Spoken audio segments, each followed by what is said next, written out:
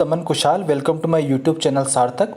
और जैसा कि आप सब लोगों को पता है, यहाँ पर इस कोर्स के अंदर हम जिसका नाम है सृजन, हम यहाँ पर करंट अफेयर कवर कर रहे हैं फ्रॉम 1 जनवरी 2019।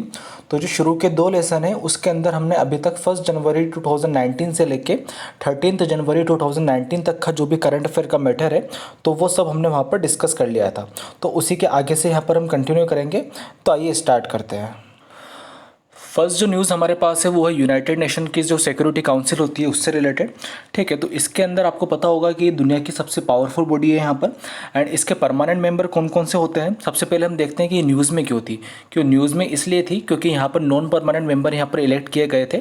तो नॉन परमानेंट मेंबर कौन कौन यहाँ पर इलेक्ट किए गए थे, तो Belgium, Dominion Republic, Germany, Indonesia and south Africa. तो ये 5 देशों को यहाँ पर इनको यहाँ पर मेंबरशिप मिली थी। एंड जो सीट्स खाली हुई थी वो किस किस के द्वारा हुई थी, तो by Bolivia, Ethiopia, Tajikistan, Sweden and the Netherland के द्वारा यहाँ पर जो सीट थी वो खाली हुई थी। तो बेसिकली यूनाइटेड नेशन की जो सिक्योरिटी काउंसिल होती है उसके अंदर मैक्सिमम 5 मेंबर होते हैं यहाँ पर जो परमानेंट मेंबर होते हैं जिनके पास वीटो पावर होती है। और उसके अलावा जो नॉन परमानेंट मेंबर होते हैं जो 2 साल के लिए यहाँ पर इलेक्ट किए जाते हैं, तो वो टोटल कितने मेंबर होते हैं, टोटल 10 मेंबर होते हैं। ठीक है, तो जो परमानेंट 5 मेंबर होते हैं वो कौन कौन से होते हैं, US, UK, China, Russia and France. ठीक है, तो ये पॉइंट आपको ध्यान रखना है कि 5 परमानेंट मेंबर कौन कौन से होते हैं। एंड इसके अलावा इंपॉर्टेंट और ज़्यादा क्यों हो जाता है, क्योंकि इंडिया की भी यहाँ पर मेंबरशिप मिलने वाली है इंडिया को 2 साल के लिए, 2021 और 2022 के लिए।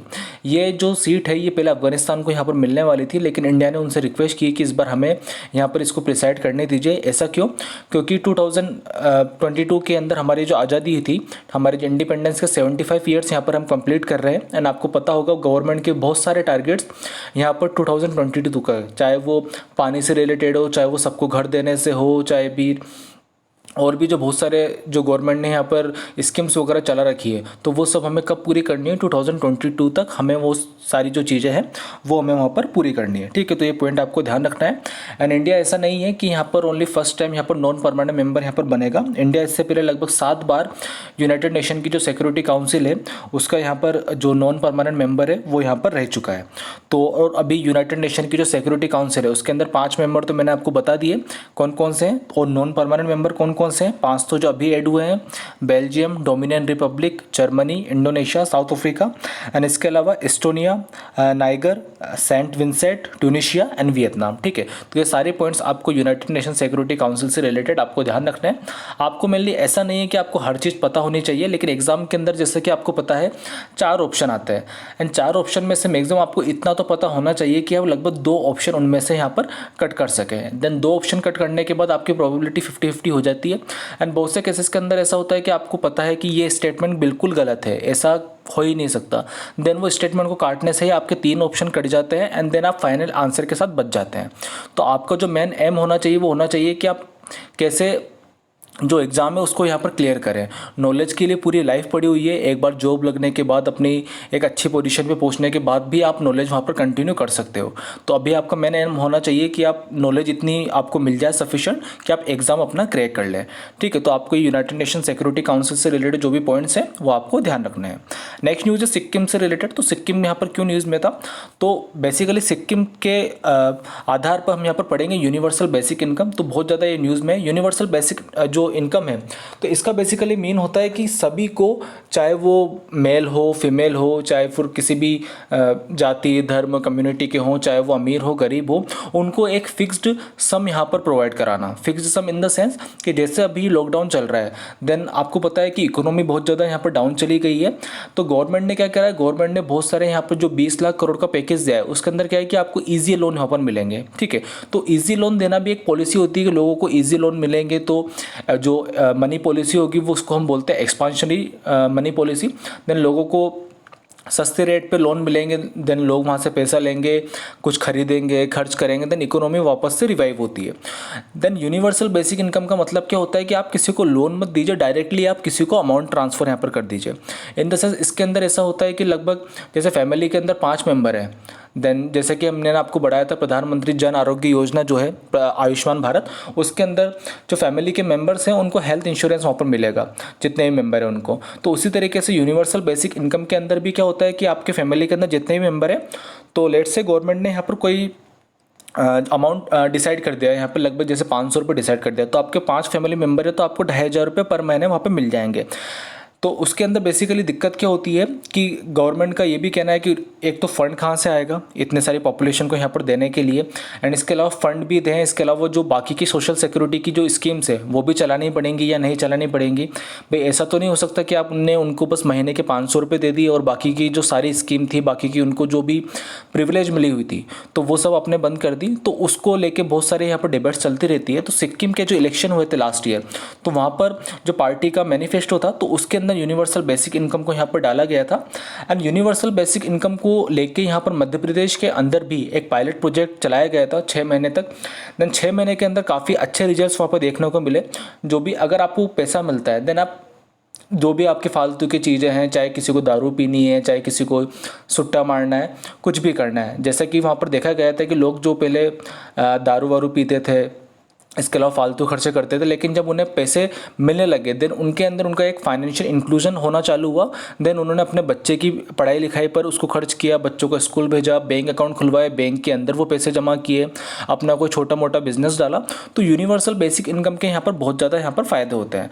तो यूनिवर्सल बेसिक इनकम का बेसिकली होना क्या चाहिए, यहाँ पर यूनिवर्सलिटी होनी चाहिए कि मतलब पूरे ऑल ओवर जितनी पॉपुलेशन है सबको यहाँ पर मिलनी चाहिए अनकंडीशनली। मतलब ऐसी कोई कंडीशन नहीं होनी चाहिए कि आपको सोशल सिक्योरिटी की स्कीम भी मिल रही है तो आपको यूनिवर्सल बेसिक इनकम नहीं मिलेगी, या यूनिवर्सल बेसिक इनकम आपको मिल रही है तो आप किसी स्कीम के पार्ट नहीं होगे। तो ऐसा कोई कंडीशन नहीं होनी चाहिए। एंड एजेंसी इसकी प्रॉपर होनी चाहिए कि सब लोगों तक यहाँ पर जो भी फ़ायदा है स्कीम का यूनिवर्सल बेसिक इनकम तो वो सब वहाँ तक लोगों तक पहुँचे। ठीक है, तो ये पॉइंट आपको ध्यान रखना है यूनिवर्सल बेसिक इनकम होता क्या है। नेक्स्ट न्यूज़ है हमारे पास हरियाणा से रिलेटेड। तो हरियाणा यहाँ पर क्यों ज़्यादा न्यूज़ में था, क्योंकि हरियाणा के ऐसा फर्स्ट स्टेट यहाँ पर बन गया था जिसके पास अपनी खुद की साइबर सिक्योरिटी पोर्टल थी। तो साइबर सिक्योरिटी पोर्टल से बेसिकली मेन क्या होता है कि जहाँ पर आप साइबर से रिलेटेड जो भी क्राइम्स वगैरह होते हैं, ठीक है, वो आप वहाँ पर रिपोर्ट कर सकते हैं। साइबर क्राइम के अंदर बहुत सारी चीज़ें आजकल इन्वॉल्व होती है, जैसे कि हम डिजिटल ट्रांजैक्शन की तरफ बढ़ रहे हैं। देन बहुत सारे फ्रॉड्स वगैरह भी होते हैं। अभी कल परसों की बात है, किसी का मेरे पास कॉल आया था कि हमने आपके जो फ़ोन पे आप यूज़ करते हो देन आपकी लॉटरी लगी है तो आपको 4,500 रुपये वहाँ पर आपको रिवॉर्ड मिला है। देन मेरी उनसे बात हुई, उन्होंने बोला कि आप वहाँ पर जाइए नोटिफिकेशन के अंदर, देन वहाँ पर ऑप्शन आ रहा था पे और डिक्लाइन का। तो उन्होंने बोला कि अगर आप पे कर दोगे तो आपके अकाउंट के अंदर 4,500 रुपये आ जाएंगे। लेकिन मैं फ़ोन पे काफ़ी टाइम से यूज़ करता हूँ तो मुझे पता था वो फ्रॉड है। लेकिन जो लोग नए नए डिजिटली यहाँ पर ट्रांजेक्शन करते हैं उनको पता नहीं होता है कि ऐसा भी कुछ होता है। उनको लगता है कि नहीं हमने नया नया यहाँ पर यूज़ करना चालू किया है तो हो सकता है कि हमें यहाँ पर बेनिफिट मिला हो। तो वो जैसे पे करेंगे उनके अकाउंट से 4,500 रुपये किसी और के अकाउंट में वहाँ पर ट्रांसफ़र हो जाते हैं। देन उसके बाद उसका नंबर नहीं लगता, कुछ नहीं लगता। ऐसे लोगों को बहुत सारे उनसे OTP पूछ के उनका आधार नंबर से अकाउंट लिंक होता है वो ऑपरेट करके तो लोगों को यहाँ पर लूट लिया जाता है, उनको ठग लिया जाता है। तो उसी को देखते हुए यहाँ पर साइबर सिक्योरिटी पोर्टल यहाँ पर हरियाणा के अंदर बनाई गई थी। एंड इवन हरियाणा गवर्नमेंट ने एक स्टेप और आगे बढ़ के यहाँ पर फैसला लिया है कि वो जो साइबर सिक्योरिटी एक जो टॉपिक है उसको भी स्कूल के जो करिकुलम है उसमें यहाँ पर इन्वॉल्व करेंगे, ताकि बच्चों को एक छोटी एज से ही पता रहे कि साइबर क्राइम होता क्या है, कैसे इससे बचा जा सकता है, क्या क्या आपको नॉलेज होनी चाहिए। ठीक है, तो ये पॉइंट आपको ध्यान रखना है कि हरियाणा ऐसा फर्स्ट स्टेट था जिसने अपनी साइबर सिक्योरिटी पोर्टल यहाँ पर लॉन्च की थी। नेक्स्ट न्यूज़ है हमारे पास मणिपुर से रिलेटेड। तो Manipur become the first state to pass a remarkable law against lynching, protection of victim and witness and rehabilitation. ठीक है, तो आपको पता होगा कि लास्ट ईयर जो मॉब लिंचिंग से रिलेटेड केसेस थे वो बहुत ज़्यादा न्यूज़ में थे, चाहे वो पहलू खान का हो, चाहे वो अखलाक का हो, चाहे यूपी के केसेस हों, चाहे राजस्थान, चाहे वेस्ट बंगाल। तो बहुत सारे केसेस यहाँ पर हुए थे जिसके अंदर मॉब लिंचिंग बहुत ज़्यादा हुई थी। देन मॉब लिंचिंग के अंदर दिक्कत क्या होती है कि मॉब का कोई चेहरा नहीं होता। मॉब लिंचिंग का बेसिकली मेन होता है भीड़ के द्वारा हिंसा। अगर कहीं पे किसी को चोरी करते हुए देख लिया तो वहाँ पर भीड़ आई, भीड़ ने उसे मारा, लेकिन इतना मारा कि उसकी वहाँ पर जान ले ली। तो इसके अंदर हुआ क्या, जुडिशरी का, पुलिस का कोई भी काम यहाँ पर नहीं रहा। तो लोगों ने ही वहीं पर, जैसा कि होता है, सनी देओल का आपने डायलॉग सुना होगा कि देवा की अदालत है, तो देवा की अदालत के अंदर ना तारीख होती है ना जज होता है। तो वो लोगों ने भी वैसा ही किया, वहाँ पर इंसान को वहीं पे हाथों हाथ वहीं पे उसको सज़ा दे दी, उसका वर्डिक्ट वहीं पे दे दिया। तो वो वहाँ पर बहुत ज़्यादा गलत हो जाता है। अगर ऐसा हुआ तो जो देश की इंस्टीट्यूशन है, देश की जो पुलिस फोर्स है, उस पर सवाल यहाँ पर उठेंगे। तो मणिपुर ने उसी को देखते हुए यहाँ पर अपने यहाँ पर फर्स्ट स्टेट मणिपुर यहाँ पर बन गया था इंडिया का, जिसने एंटी जो मॉब लिंचिंग है तो उससे रिलेटेड यहाँ पर लॉ पास किया था। देन मणिपुर को देखते हुए ही यहाँ पर देन उसके बाद राजस्थान, देन उसके बाद वेस्ट बंगाल ने भी यहाँ पर ये लॉ पास किया था। ठीक है, तो ये पॉइंट आपको ध्यान रखना है कि किस किस स्टेट ने यहाँ पर लॉ पास किया था। आपसे ऑर्डर भी पूछा जा सकता है कि किन किन स्टेट ने पहले पास किया था, किन किन स्टेट ने बाद में पास किया था, और इससे रिलेटेड गाइडलाइंस भी किसने दी थी, सुप्रीम कोर्ट ने दी थी। सुप्रीम कोर्ट ने सेंट्रल गवर्नमेंट को यहाँ पर डायरेक्शन दिए थे कि आप मॉब लिंचिंग से रिलेटेड कोई यहाँ पर एक नेशनल लॉ लेके आइए जो कि सारे स्टेट्स के अंदर एप्लीकेबल हो। लेकिन जो हमारी सेंट्रल गवर्नमेंट है वो लाई नहीं थी, तो स्टेट गवर्नमेंट ने अपने लेवल पे जितना भी उनसे हो सकता है वो उन्होंने वहाँ पर अपने लिए लॉज यहाँ पर बनाया। तो आपको पॉइंट ध्यान रखना है कि मणिपुर फर्स्ट स्टेट यहाँ पर बन गया था। नेक्स्ट न्यूज़ है हमारे पास वेस्ट बंगाल से रिलेटेड। तो वेस्ट बंगाल, ये वन लाइनर के अंदर आपसे क्वेश्चन पूछा जा सकता है कि वेस्ट बंगाल यहाँ पर क्यों न्यूज़ में था। तो वेस्ट बंगाल के अंदर यहाँ पर कैंडुला जो मेला है वो यहाँ पर सेलिब्रेट किया जाता है। तो पीपल यहाँ पर सेफ्रॉन के कपड़ों में, मतलब जो भगवा रंग है तो वो कपड़े पहन के यहाँ पर आते हैं। एंड यहाँ पर जो इकतारा, ठीक है, जो एक वाद्य यंत्र होता है उसको यहाँ पर बजाया जाता है। ठीक है, तो आपसे क्वेश्चन यहाँ पर पूछा जा सकता है। तो आपको ध्यान रखना है कैंडुला मेला कहाँ पर होता है, किस तरह के कपड़ों में वहाँ पर आते हैं, एंड कौन सा म्यूजिकल इंस्ट्रूमेंट इससे एसोसिएटेड है। ठीक है, तो ये पॉइंट आपको ध्यान रखना है। नेक्स्ट न्यूज़ है हमारे पास गुजरात से रिलेटेड। तो गुजरात क्यों न्यूज़ में था, तो गुजरात के अंदर यहाँ पर फ्लावर फेस्टिवल यहाँ पर बनाया गया था, जिसको इनोग्रेट किया गया था वहाँ के जो चीफ मिनिस्टर है विजय रूपाणी जी, उनके द्वारा यहाँ पर ये इनको लॉन्च किया गया था। ठीक है, तो ये पॉइंट आपको ध्यान रखना है। पूछा जा सकता है कि स्टेट के अंदर फ्लावर फेस्टिवल यहाँ पर सेलिब्रेट किया गया था, तो गुजरात के अंदर किया गया था। नेक्स्ट न्यूज़ है पाकिस्तान से रिलेटेड।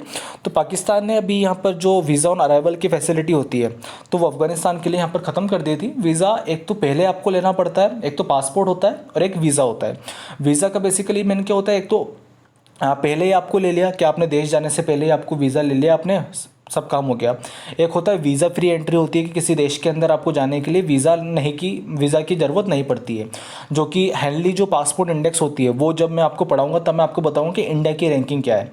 तो बेसिकली हेनली पासपोर्ट इंडेक्स जो होती है, मैं आपको थोड़ा बैकग्राउंड दे देता हूँ। तो उसके अंदर होता क्या है कि किस कंट्री के लोगों को ज़्यादा से ज़्यादा फ्रीडम मिली हुई है, वो कंट्री के लोग किन किन देशों के अंदर ज़्यादा जा सकते हैं, तो उसको लेके रैंकिंग दी जाती है। तो उसके अंदर सबसे फर्स्ट नंबर पे कौन आता है, जापान आता है। मतलब जापान के सिटीजन वीज़ा ऑन अराइवल या फ्री वीज़ा पे मैक्सिमम कंट्रीज़ के अंदर यहाँ पर ट्रेवल कर सकते हैं। तो पाकिस्तान ने जो वीज़ा ऑन अराइवल की जो फैसिलिटी थी अफगानिस्तान के लिए वो वहाँ पर ख़त्म कर दी है। ठीक है, तो ये पॉइंट आपको ध्यान रखना है।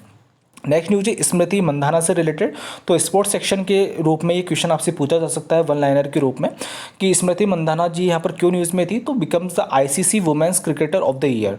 ठीक है, तो इंटरनेशनल क्रिकेट काउंसिल की तरफ से इनको women cricketer of the year का अवार्ड यहाँ पर मिला था। ठीक है, तो ये पॉइंट आपको ध्यान रखना है। एंड ये 2019 की न्यूज़ है, तो मतलब इनको किस साल के लिए नॉमिनेट किया गया था, तो 2018 के लिए इनको क्रिकेटर ऑफ द ईयर का अवार्ड यहाँ पर मिला था। ठीक है, तो ये पॉइंट भी आपको ध्यान रखना है। नेक्स्ट न्यूज़ है हमारे पास प्रथम एनजीओ से रिलेटेड। तो जब भी प्रथम एनजीओ की जो रिपोर्ट आती है बहुत ज़्यादा न्यूज़ में रहती है। एंड इसकी जो रिपोर्ट आती है उसका क्या नाम दिया गया है, एसर रिपोर्ट। तो एसर की फुल फॉर्म क्या है यहाँ पर, annual status of education report. ठीक है, तो ये पॉइंट आपको ध्यान रखना है। एंड ये हर साल पब्लिश होती है। कब से पब्लिश हो रही है, तो फर्स्ट जो इसका एडिशन पब्लिश हुआ था वो हुआ था 2005 के अंदर हुआ था यहाँ पर। एंड जब ये रिपोर्ट निकलती है तो इसके अंदर बहुत सारी चीज़ें यहाँ पर पता लगती है कि किस क्लास तक के बच्चे कितना पढ़ सकते हैं, इंग्लिश पढ़ सकते हैं या नहीं पढ़ सकते हैं, मैथ्स के क्वेश्चन सोल्व कर सकते हैं नहीं कर सकते हैं, उनका साइंटिफिक टेम्पर कैसा है। इसके अलावा गवर्नमेंट स्कूल के बच्चे वो कैसा परफॉर्म कर रहे हैं, प्राइवेट स्कूल के बच्चे कैसा परफॉर्म कर रहे हैं, किस स्टेट के बच्चे ज़्यादा अच्छे हैं, किस स्टेट के बच्चे कम अच्छे हैं। ठीक है, तो वो सारी जो रिपोर्ट है वो एसर रिपोर्ट के अंदर यहाँ पर बातें पता होती हैं आपको। यानी जो एसर रिपोर्ट है ये प्रथम एनजीओ के द्वारा यहाँ पर निकाली जाती है। तो प्रथम एनजीओ से रिलेटेड भी आपसे पूछा जा सकता है और एसर रिपोर्ट को बैकग्राउंड में रख के भी आपसे क्वेश्चन पूछा जा सकता है। तो आपको ध्यान रखना है कि 2005 से ये रिपोर्ट हर साल यहाँ पर निकाली जाती है। नेक्स्ट न्यूज़ है हमारे पास इंटरनेशनल गांधी पीस प्राइज से रिलेटेड। तो इंटरनेशनल गांधी जो पीस प्राइज है ये किसके द्वारा अनाउंस किया जाता है, तो बाय गवर्नमेंट ऑफ इंडिया ये अनाउंस किया जाता है। और ये 1995 के अंदर लॉन्च हुआ था जब 125th एनिवर्सरी थी। हमारे जो राष्ट्रपिता हैं मोहनदास करमचंद गांधी जी, महात्मा गांधी, तो उनकी 125th बर्थ एनिवर्सरी पे यहाँ पर लॉन्च की गई थी। ठीक है, तो जो लास्ट विनर कौन थे इसके, वो थे इसरो को लास्ट ईयर ये अवार्ड मिला था यहाँ पर international Gandhi peace prize. And जो इस साल के जो विनर है, इस साल मतलब हम 2019 का पढ़ रहे हैं, तो 2019 के विनर कौन है, योहेई सासाकावा, ठीक है। तो ये कौन है? ये गुडविल एम्बेसडर है डब्ल्यूएचओ के, डब्ल्यूएचओ वर्ल्ड हेल्थ ऑर्गेनाइजेशन। यहाँ पर थोड़ा गलत हो गया है। तो इन्होंने किस फील्ड में यहाँ पर काम किया था? तो लेप्रोसी के फील्ड में इन्होंने यहाँ पर काम किया था। तो इनको यहाँ पर क्या मिलेगा? 1 करोड़ रुपीज़ का यहाँ पर प्राइज़ मिलेगा। तो आपको ध्यान रखना है कब से चल रहा है, कब लॉन्च की गई थी, लास्ट विनर कौन था, इस साल का विनर कौन है, एंड 2020 में ये अवार्ड किसको मिलता है। तो वो जब हम जैसे जैसे आगे बढ़ेंगे तो वो सारी चीज़ें मैं आपको यहाँ पर बताऊँगा। नेक्स्ट न्यूज़ है हमारे पास पेपरलेस हॉस्पिटल से रिलेटेड। तो पेपरलेस हॉस्पिटल यहाँ पर बना गया है। तो कौन सा हॉस्पिटल यहाँ पर बना है? तो Patel institute of medical science situated in Ahmedabad. तो ये अब पूरी तरीके से पेपरलेस जो हॉस्पिटल है यहाँ पर बन चुका है। एंड जैसा कि आपको पता होगा कि बहुत सारे यहाँ पर गवर्नमेंट की जो स्कीम वगैरह चलती है डिजिटल इंडिया से रिलेटेड, कि हमको डिजिटली काम करना है, पेपर का बहुत कम यूज़ यहाँ पर करना है, पेपर को हम कम यूज़ करेंगे तो हम ट्रीज़ को भी यहाँ पर बचा सकेंगे। तो वो सारे पॉइंट्स आपको यहाँ पर ध्यान रखना है। नेक्स्ट न्यूज़ है हमारे पास गांधी रिसर्जेंस समिट से रिलेटेड, ठीक है। तो आपको ये पॉइंट ध्यान रखना है कि कहाँ पर हुई थी? ये प्रयागराज के अंदर यहाँ पर हुई थी गांधी रिसर्जेंस समिट, ठीक है। एंड ये किसके द्वारा इनॉग्रेट की गई थी? तो ये रामनाथ कोविंद जी जो हमारे राष्ट्रपति है, तो उनके द्वारा यहाँ पर ये लॉन्च की गई थी, ठीक है। तो ये पॉइंट आपको ध्यान रखना है। एंड इसकी जो थीम थी वो थीम क्या थी? Gandhi for all, Gandhi for now and Gandhi for youth. तो आपको ये पॉइंट ध्यान रखना है। एंड ये कहाँ पर हुई थी?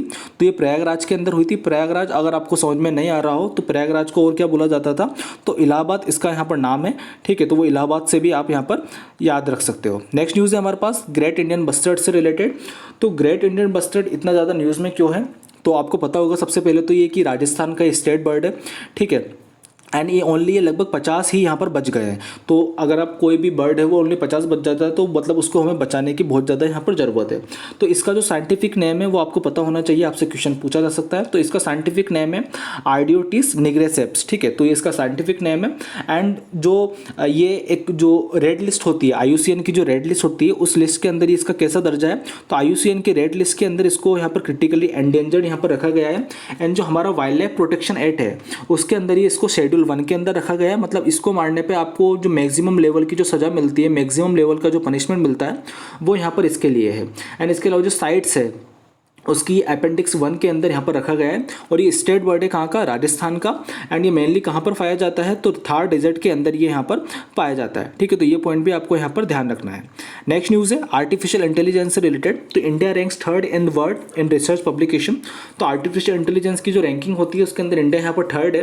तो इंडिया 3rd है तो फर्स्ट एंड सेकंड कौन है? तो फर्स्ट नंबर पर है यहाँ पर चाइना, जिसने लगभग 37,000 जो डॉक्यूमेंट्स है वो पब्लिश किए थे यहाँ पर AI से रिलेटेड। उसके बाद USA जिसने 32,000 जो डॉक्यूमेंट्स थे या रिसर्च पेपर थे वो पब्लिश किए थे। एंड 3rd नंबर पर है इंडिया जिसने लगभग 12,000 मतलब 12,000 जो पेपर्स हैं वो यहाँ पर पब्लिश किए थे, ठीक है। तो ये पॉइंट आपको ध्यान रखना है कि किसकी रैंकिंग क्या है, किसने कितने पेपर यहाँ पर पब्लिश किए थे। नेक्स्ट न्यूज़ है हमारे पास सिक्किम से रिलेटेड। तो सिक्किम ने यहाँ पर एक स्कीम लॉन्च की है, लॉन्चेस 1 फैमिली 1 जॉब स्कीम। मतलब हर परिवार में से किसी न किसी एक सदस्य को यहाँ पर सरकारी नौकरी के अंदर यहाँ पर उसको लिया जाएगा। तो आपसे पूछा जा सकता है कि किस स्टेट के अंदर ये जो प्रोविज़न है यहाँ पर डाला गया है। तो आपको ध्यान रखना है सिक्किम के अंदर यहाँ पर ये डाला गया है। नेक्स्ट न्यूज़ है मुंबई से रिलेटेड। तो मुंबई क्यों न्यूज़ में है? तो मुंबई के अंदर यहाँ पर national museum of Indian cinema तो रिसेंटली यहाँ पर ओपन किया गया है। जैसे मुंबई को फिल्म सिटी यहाँ पर बोला जाता है, आपको पता होगा, बॉलीवुड की कैपिटल है यहाँ पर मुंबई। तो आपको पता होगा कि यहाँ पर ही सिनेमा से रिलेटेड बहुत ज़्यादा काम होता है। एंड जो भी हमारे जितने बड़े बड़े एक्टर्स हैं वो मैक्सिमम मुंबई के अंदर ही रहते हैं। तो आपको ये याद रखने में आसानी होगी कि ये इंडियन सिनेमा का यहाँ पर जो म्यूज़ियम है ये यहाँ पर खोला गया है। नेक्स्ट न्यूज़ है गुजरात एंड तमिलनाडु से रिलेटेड। तो Gujarat and Tamil Nadu become new naval air squadron. तो ये 3 नए जो नेवल एयर स्क्वाड्रन से, ठीक है, तो वो गुजरात एंड तमिलनाडु के अंदर यहाँ पर खोले गए हैं। एंड नेवल स्क्वाड्रन का बेसिकली मतलब क्या होता है कि देश को बचाने के लिए जो भी हमारे फाइटर जेट्स वगैरह हैं, जो भी हमारे शिप्स वगैरह, जो भी हमारे INS वगैरह हैं, वो सब कहाँ पर तैनात रहते हैं? तो गुजरात एंड तमिलनाडु हमारे कोस्टल स्टेट्स हैं। देन स्ट्रेटेजिक जो इंपॉर्टेंस है वो भी इनकी बहुत ज़्यादा है। जैसे कि मैंने आपको लास्ट लेक्चर के अंदर बताया था चाहबार पोर्ट को हम क्यों बना रहे हैं। एंड हम उधर से देखें तो जो चाइना की जो स्ट्रिंग ऑफ पल्स वाली पॉलिसी है तो उसको भी कर्व करने के लिए हम जो हमारा सर्विलेंस का एरिया है, ठीक है, तो उसको कंटिन्यूसली यहाँ पर बढ़ा रहे हैं। तो उसी कड़ी के अंदर गुजरात एंड तमिलनाडु के अंदर 3 जो नए नेवल एयर जो बेस है वो यहाँ पर बनाए गए हैं। नेक्स्ट न्यूज़ फ्रेंड्स हमारे पास फर्स्ट ग्लोबल एविएशन समिट से रिलेटेड।